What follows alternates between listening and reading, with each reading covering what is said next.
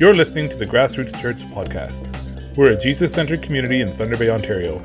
You can learn how to participate more by going to our website at grassroots.church. This morning we have a bit of a different format for how we're going to do the message.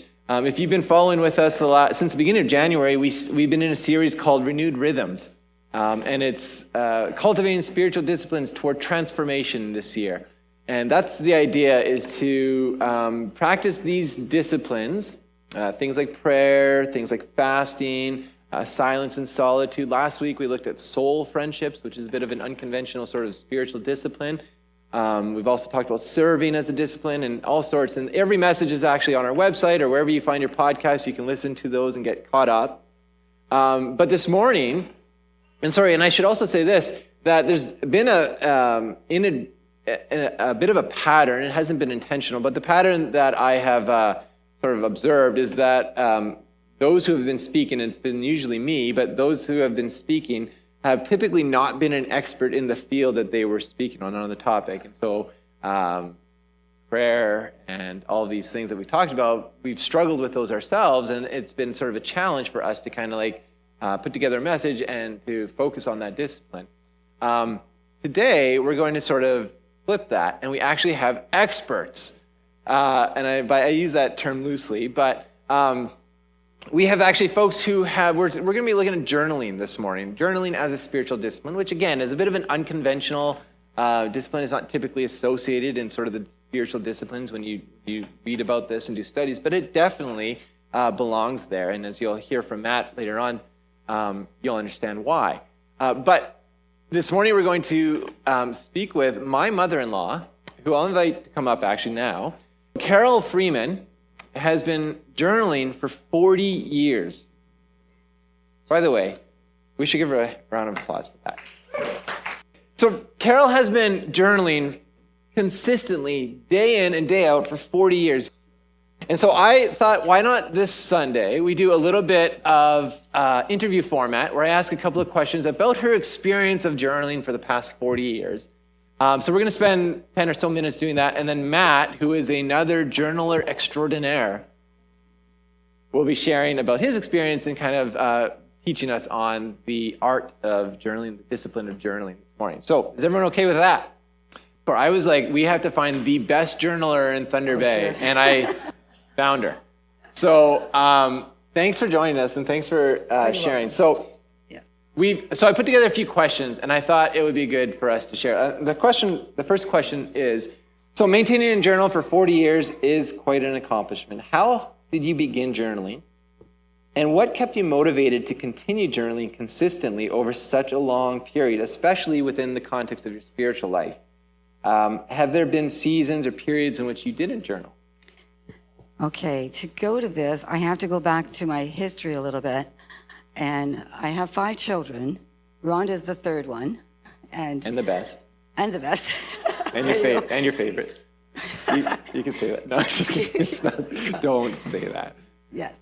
And when I was expecting my 4th son, I was 8 months pregnant, and I lost 10 pounds in 2 weeks. So I went from 125 to 115 pounds, almost full term. I was 8 months pregnant. And the doctor knew there was an issue. And basically what they found out a month later was that I had celiac. And so back then, that's what they called it. It's the gluten intolerance. But it was something more known in Britain, and they called it sprue, and they called it celiac. And so I was diagnosed with celiac just before Nathan was born. And I started to gain a little bit more before. I was 116 pounds when he was born. And then after that, it was shortly after that, within a couple of years, that they found out my father had it. So apparently it's something that's through the family, you know. He wasn't diagnosed before me. I was diagnosed first. And he told me that one of his most disappointing things about the condition was that he had lost all his childhood memories of raising us as kids. He had no memories whatsoever. And I knew that was me as well. I didn't remember the high school I went to, and I was there for 5 years. I couldn't visually tell you what it looks like, what any of who my teachers were, nothing.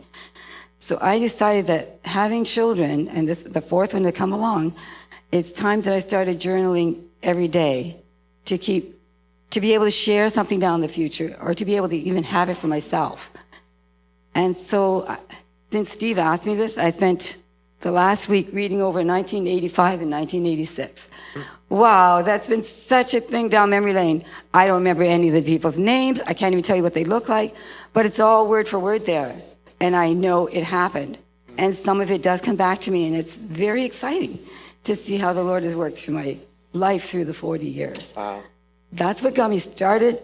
But once I started, I thought, I'm not going to quit this. Every year, my kids would either give me a diary. I would just keep going. I would write every night before bedtime for about 10 minutes and fill up a page. And that would be the days. Now, it wasn't necessarily a spiritual diary, but you'd be amazed at how much was in there of spiritual content. And that's where it was a growing thing when I read through some of it this time. So, upon reflecting, you just really saw sort of the Lord's faithfulness throughout your life. Oh, yes. It's been a journey, a family journey, a faith journey, and it has all the family involved. It's not just from my perspective. We have 5 kids. But I mean, like, am I in there? Oh, you don't want to know what I said about you.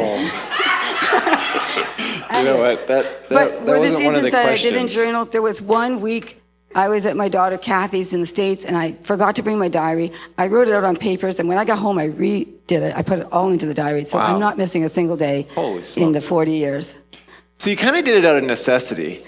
Out of necessity. But also, like, it became a discipline, right? But what I did as well all the time was I journaled sermon notes every Sunday. I kept that going through my married life. I've got mine here that I'm on right now. Okay.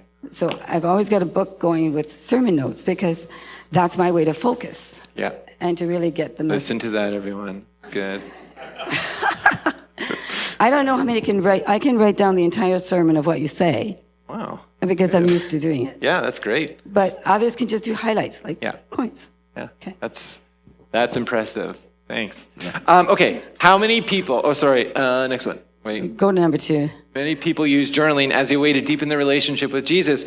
How has journaling fostered this relationship for you? And do you have any specific examples over your 40 years of journaling? A lot of them are related to my kids. And Rhonda, when she wasn't even 5 years old, she came to me one night and she says, I asked Jesus into my heart last night. Oh. And I thought that was pretty special. I found it in my diary, Rhonda, in 1985. You were born in 1980. And then Nathan, he was even younger, and he was learning how to just pray. And it was awesome, a little child learning how to pray. Oh. And then the things that I would find out, sometimes we would get snowed in, so we wouldn't go to church. And we'd have our own church. And Rob and Rhonda and Kathy would sit there. You all know writing. Rob Freeman is Rob from town here as well. Yeah. They would sit writing their own little notes. So they got the handle of it.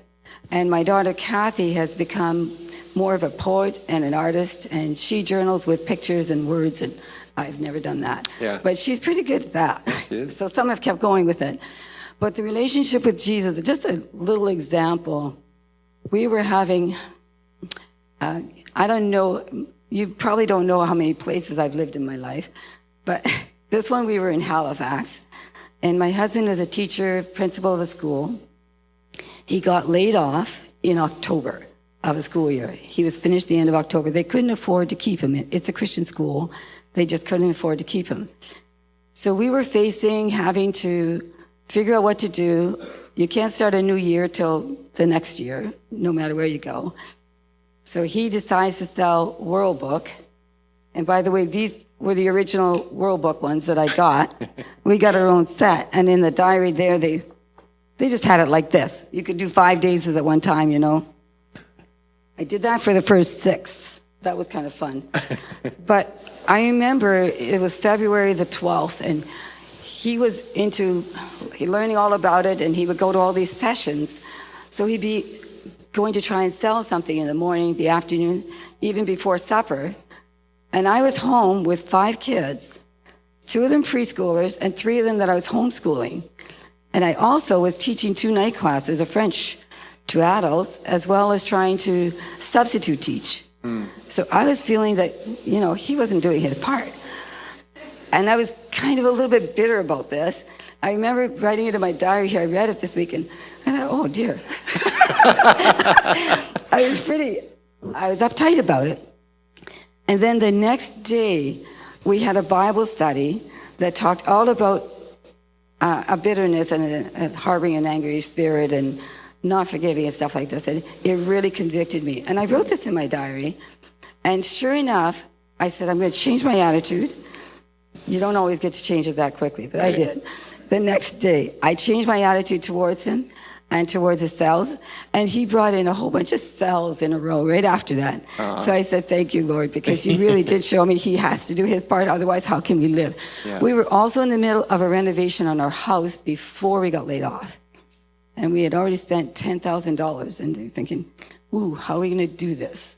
But every time the Lord provided, and he gave me a verse, thou will keep him in perfect peace whose mind is stayed on thee because he trusted in thee. Isaiah 26:3. I was like, what help me? That's great. That's awesome. So can you share a particular instance where journaling played a crucial role in overcoming a challenge or experiencing a spiritual breakthrough? I mean, that sort of was an example, but maybe there's others. Maybe a few. There's so many. So it's just, I got to share one of these here for you. December 29th, 1985. This is a message from our pastor. And obviously, it so impressed me. I wrote my notes at church, but then I also put it in my diary because I don't usually do both. He said, it's transition or trauma. Things are never going to be the same again. God brings changes and grace to meet the challenges. It can be a venture with a bit of risk and excitement.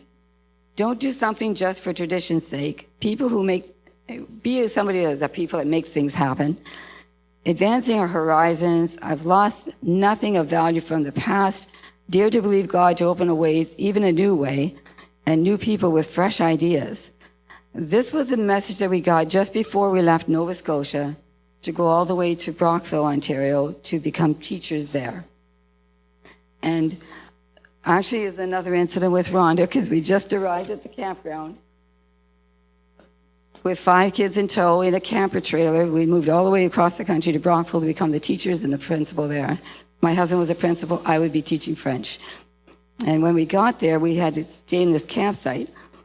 And Rhonda went hiking with all the kids, but she had been upset. Her stomach had been upset traveling. Not a good thing for her.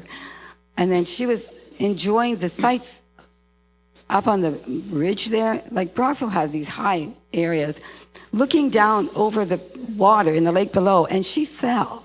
She fell 9 feet, just lost her balance, and landed on the ground below.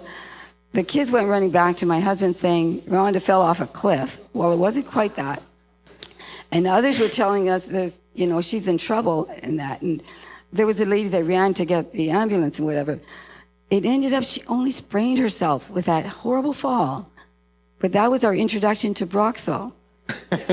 And it wasn't the only thing that happened. We moved into a house. We found a place that we bought, had a schoolyard in the background. I thought perfect for the kids. But we were there 2 weeks, and we had a house fire. And the interesting part about that was that I had the kids at vacation school. We had just visited a church. So we went to the Christian Reformed church because our kids were in the Christian Reformed school. And Rob was sitting in church, and the pastor was welcoming us, and he was saying, oh, yeah, but we're just checking this out because we just moved here, and we're going to be checking out all the churches. He's the 5-year-old telling everybody in the congregation this. And so when we went into our new house, we actually went and bought brand new furniture for the first time in our married lives. And we had it all set up.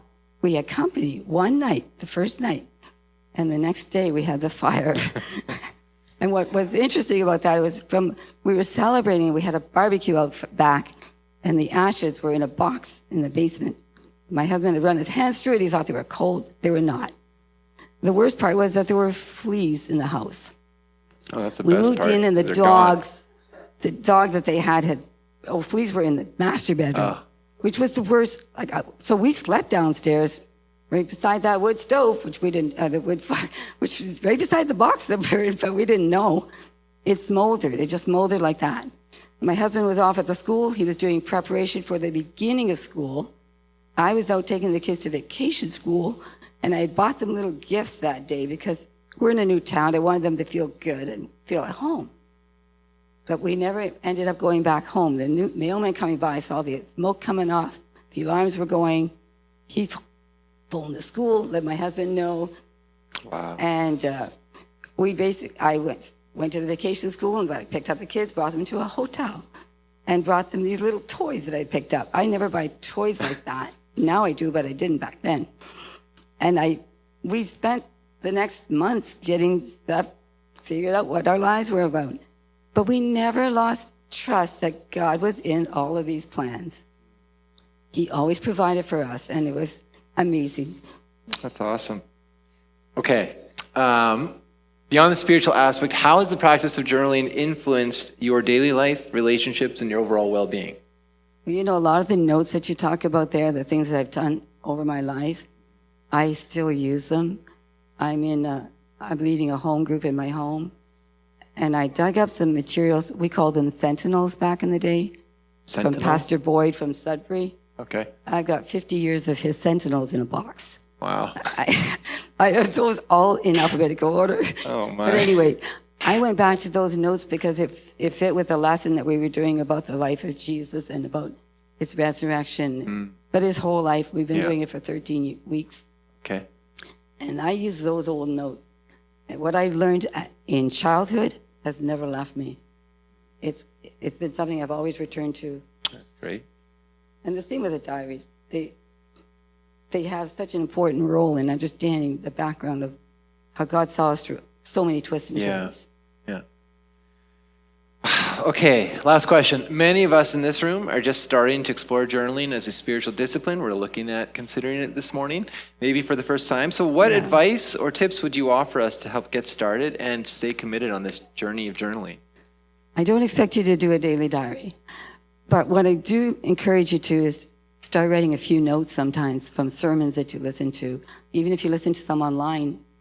And, I do recommend that you just keep it simple at first, if you have to put just little points.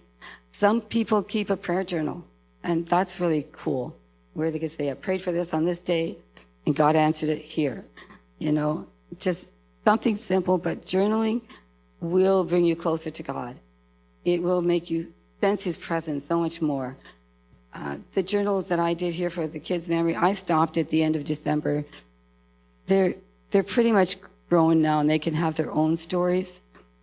But it's also very exhausting to keep going mentally, to keep writing, because I have much more care now in caring for my husband who has Parkinson's. So my journey has changed somewhat.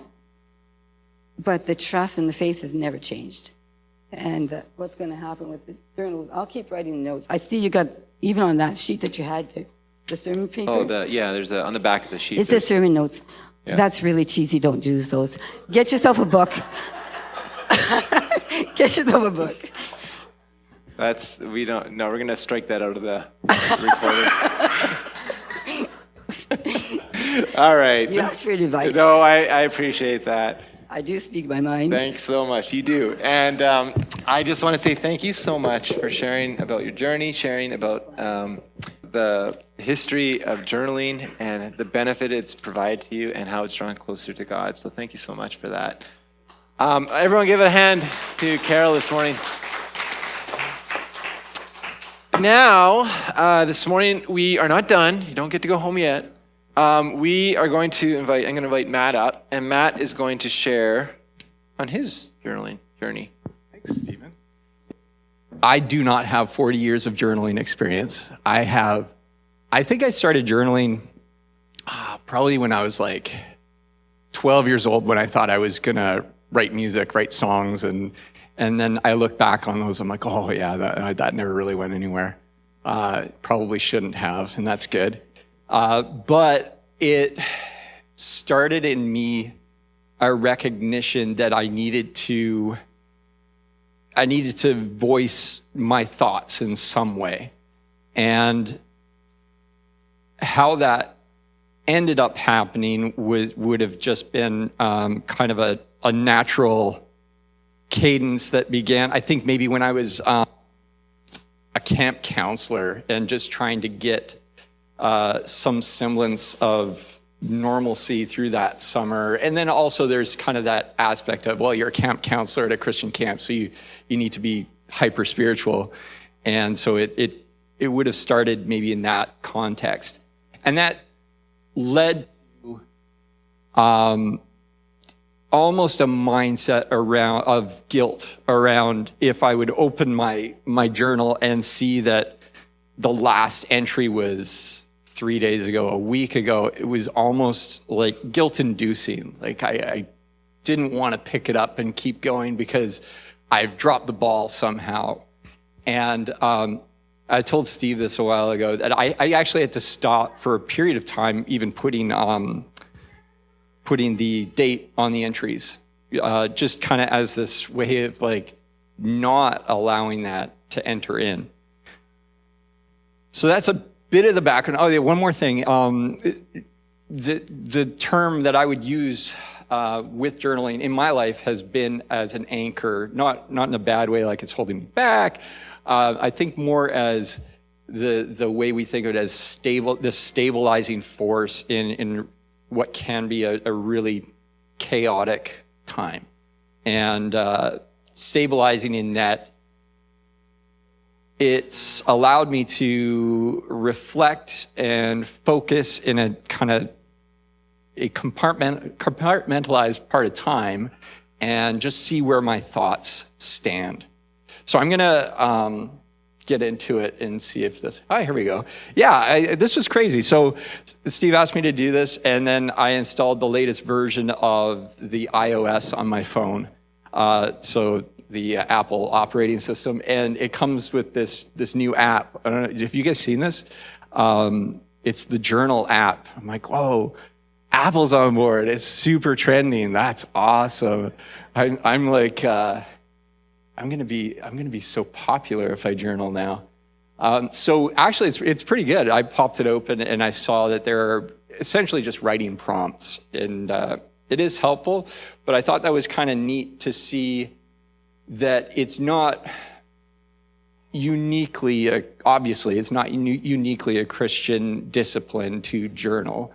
It's something that's been recognized as assisting and aiding people to kind of, if you're on LinkedIn, you're going to get to the next level, and the way you're going to make more money and the way you're going to rise to the top is if you journal your ambitions and all that stuff. That's not really what I'm going with today, but the point is that it can take many forms.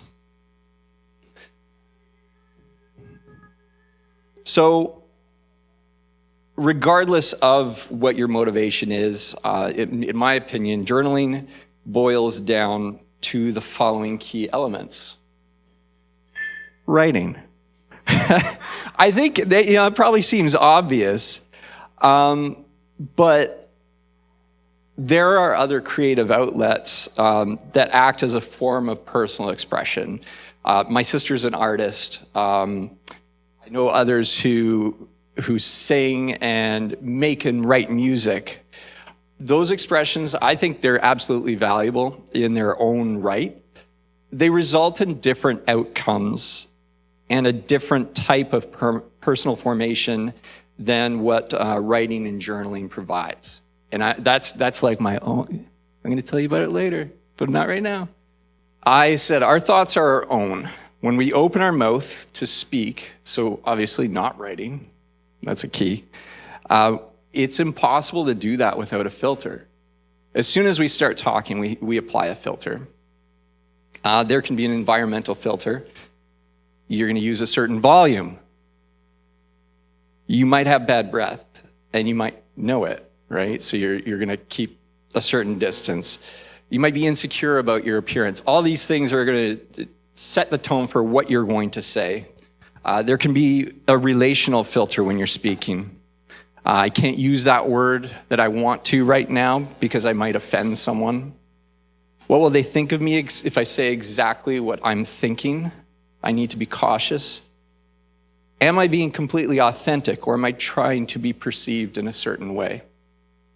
I've actually fallen into this even in journaling, in those kind of moments of weakness when you're like, what if someone reads this?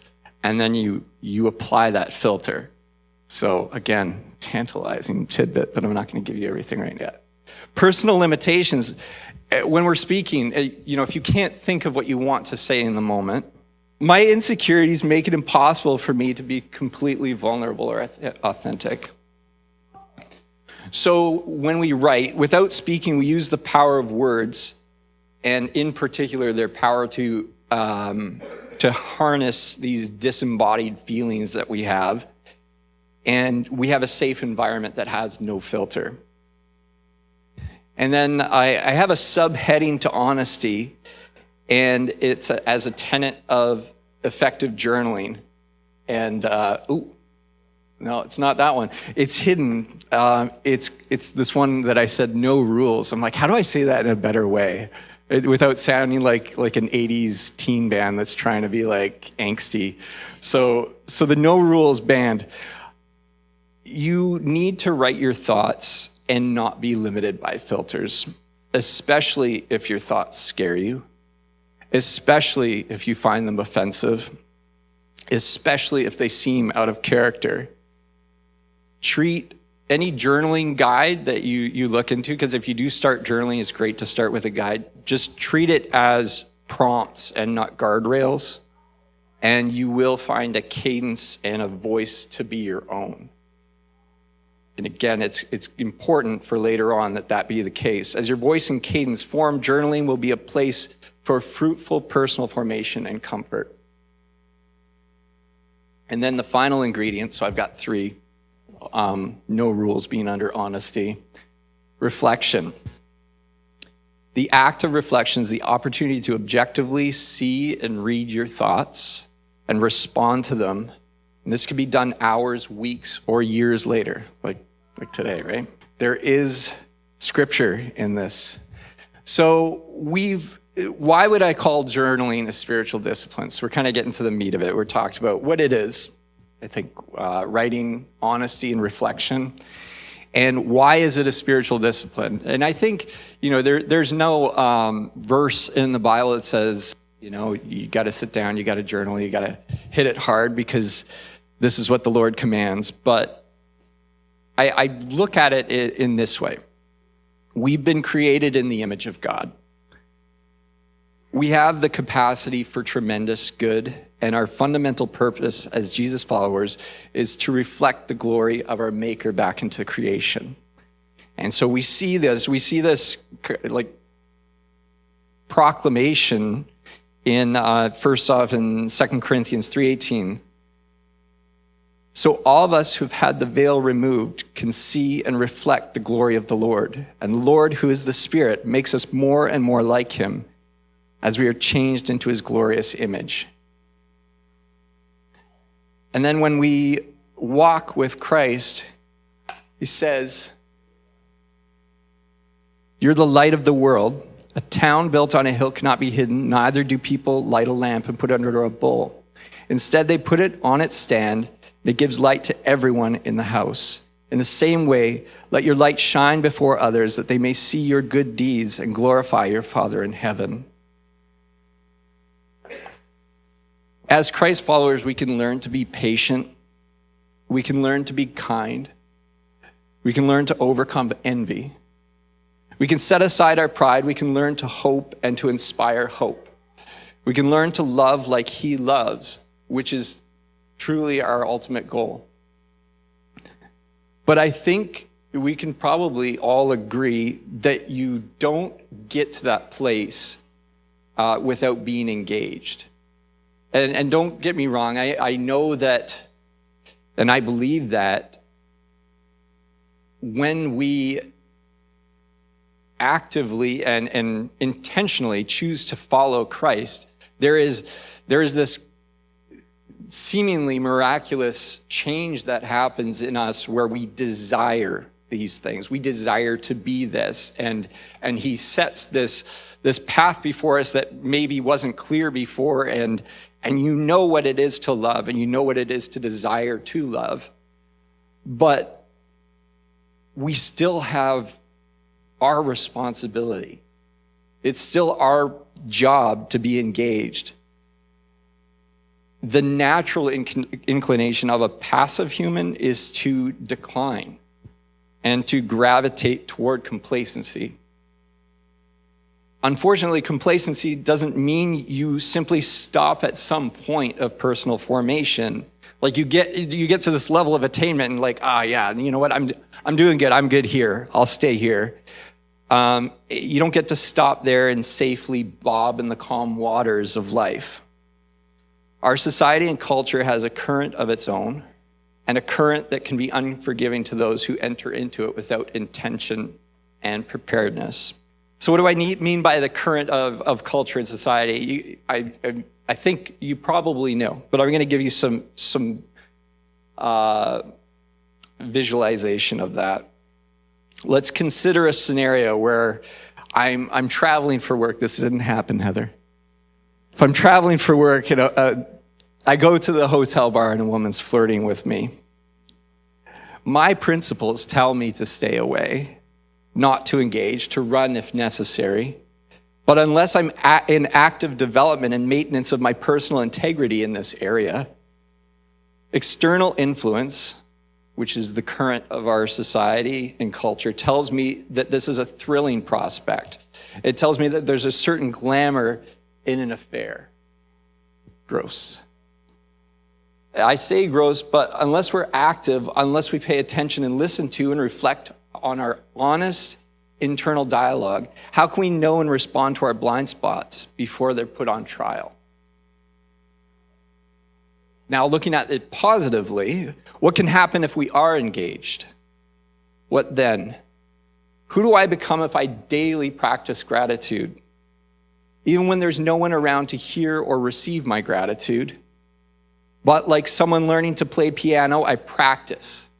I search my mind for what on this planet I can be thankful for, what from my day yesterday that I have gratitude for, what element of my partner or friend that I absolutely adore. What if I practice that?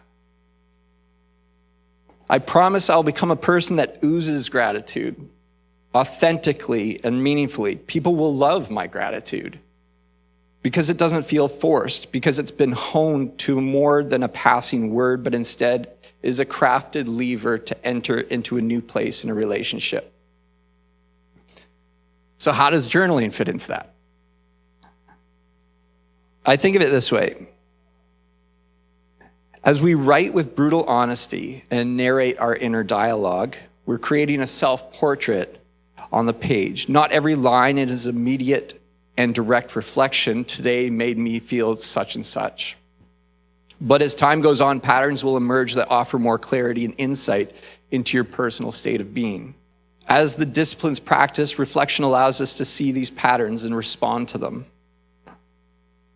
Naturally, a Christ follower will be, this is what I'm saying, as this is the beauty of following Christ, is that naturally we become inclined to further develop in those areas where positive patterns are discovered, and we acknowledge and wrestle with those rough edges that appear on the pages. My personal journaling usually takes the form of prayer. It started out as being just the way that I pray, is to sit down and write. But it just kind of continued on with that voice.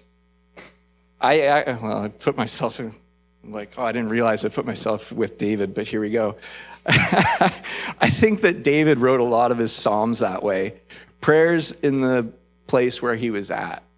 So maybe he didn't mean for his journal to be right in front of us all the time, but here it is. So since my journaling takes the form of prayer, one thing that I notice very quickly is when my pattern stops including prayer for other people. Rather than just feeling guilty about it and jamming in more prayers for my family, I found it healthy to reflect on the why. What's happening in my life right now that's causing me to be so inwardly focused? Usually it's external stresses, life stuff that I really want to say, God, please handle this or make it go away. But then reflection grows to say, do I believe that if I sacrifice, do I actually believe that if I sacrifice my valuable prayer time and focus on others, that God's not going to help me? He's not going to, I've kind of lost that chance, right? In this way, I've found that God's grown my faith. He's allowed me not to hold on so tightly to prayer as firstly being my personal flotation device and then a support for others, if there's room, but rather it's my opportunity to take part in his work here on earth. It's a privilege to be able to set aside my needs for a few minutes to focus on the needs of others. Now, this is an example that makes me look pretty good. Now, I left out the parts where my journal consists of a single word on a page that I can't say right now, or the entries that would be so heavily redacted that they'll only be left with maybe 3 words on the page. But without that honesty, our portrait is incomplete, and we lose the power of the medium to act like a mirror to our disposition. So how do we begin? You don't need to have high expectation. We already heard that. You don't have to start and do it every day of the week. This is like, here we are. We're getting into the practical stuff. So ingredients to a journaling sesh, as the kids would say. You don't have to have high expectations. Start with the easiest window of time that you have already available. If it's 20 minutes on a Saturday at 2 p.m., do it then, because that's when you have it. Just do it when it's easy. If you don't have a time like that, carve out 20 minutes. Once a week at first is fine. After a month, try to build to twice a week. You'll likely find that you look forward to it when it becomes a more frequent routine, 3 to 4 times a week. You really won't look forward to it unless it starts to become a bit of a habit. Find a quiet space where you won't be interrupted. Get a good pen and a good notebook. I don't know if you found that, but it's critical. If all we have are ballpoints, I'm like, no, I'm out. It's not happening today. So it's like moleskin and all that. It's great. You got to enjoy it. Close your eyes and recognize how loud your thoughts really are. Have you ever done that? You ever close your eyes and it's like, it's not even just words. It's like, it can be just a chaotic blend of sounds and images, and you don't realize that that's always there. It's always with you. If you take that time to meditate on that, I think you'll find that out. Take deep breaths until those thoughts become a bit quieter. Put on music without words if it helps. Read a short, insightful writing prior to starting. They don't need to be a catalyst or relevant to what you ultimately write about. It helps to have an anchor to start from, a place where your thoughts can just focus in on. Begin writing with the voice that is comfortable. If a prayer, then use the voice of prayer. Write as if talking to Christ. Or if in the first person is more comfortable or more fluid, then use that. And here's some initial ideas. They're easy. How did your day go yesterday and why? Yesterday is good. If you look at it, it's that first opportunity to reflect and say, how am I perceiving this? Was it all negative? Was there opportunities for me to extract something positive from it? How do you expect your day to go today and why? I've had times where I'm looking forward into the day and I'm like, oh, today is gonna suck. And so instead I write, today's gonna be a good day. And immediately you start to perceive what could be good about the day that comes. Maybe you've found a recipe you're really excited about. Maybe, I don't know. You know what I mean.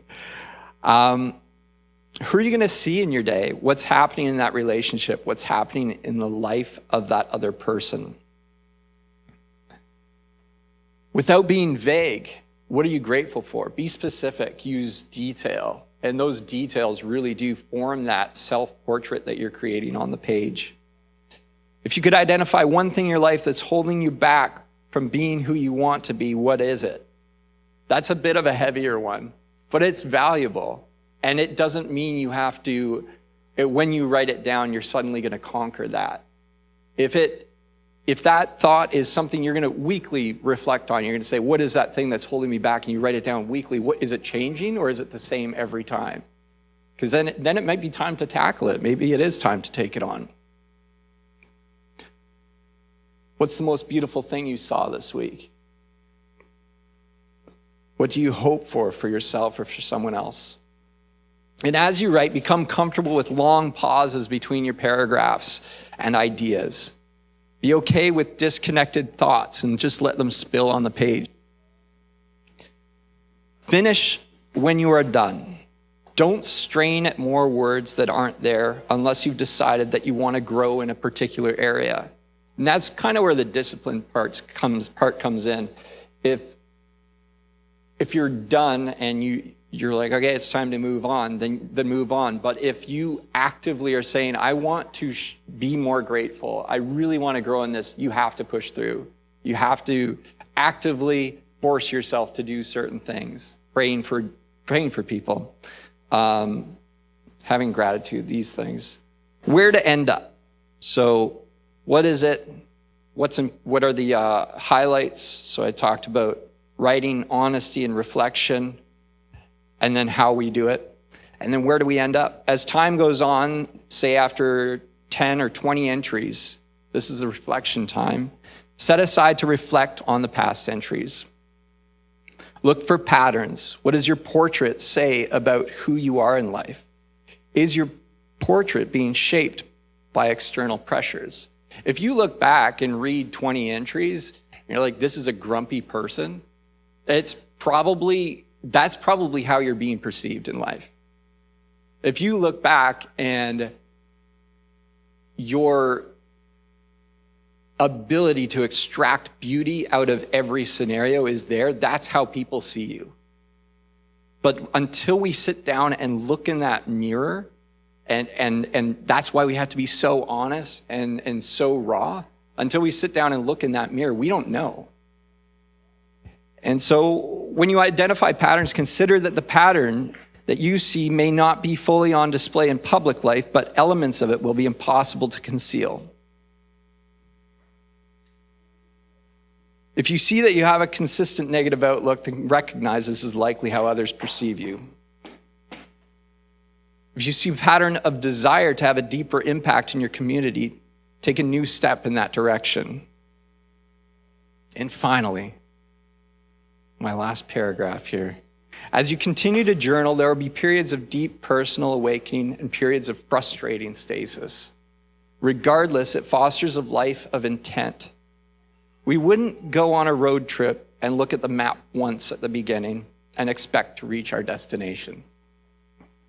A long journey requires frequent reviews of where we've been, where we find ourselves, where we're going, and how we'll get there.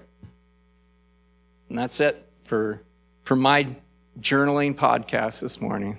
Thanks for listening, everyone.